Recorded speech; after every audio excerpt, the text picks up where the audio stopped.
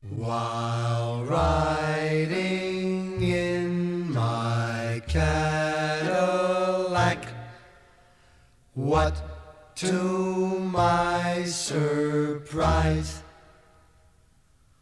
a little Nash Rambler was following me about 1/3 my size.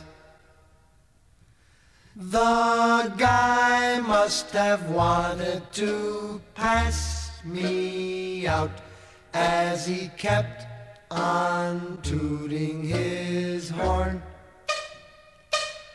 I'll show him that a Cadillac is not a car to scorn. Beep, beep, beep, beep.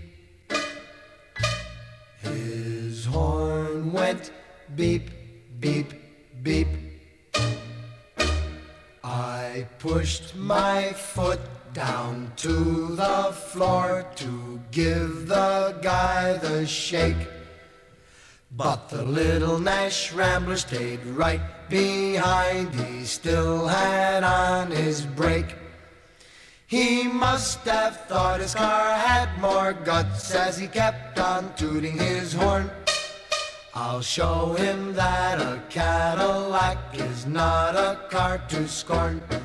Beep, beep, beep, beep. His horn went beep, beep, beep. My car went into passing gear and we took off with gust. Soon we were doing 90, must have left him in the dust. When I peeked in the mirror of my car, I couldn't believe my eyes. The little Nash Rambler was right behind. I think that guy could fly. Beep, beep, beep, beep. His horn went beep, beep, beep.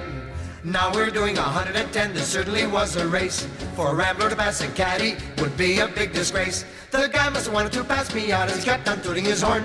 I'll show him that a Cadillac is not a car to scorn. Beep, beep, beep, beep. His horn went beep, beep, beep. Now we're doing 120 as fast as I could go. The Rambler pulled alongside of me as if we're going slow.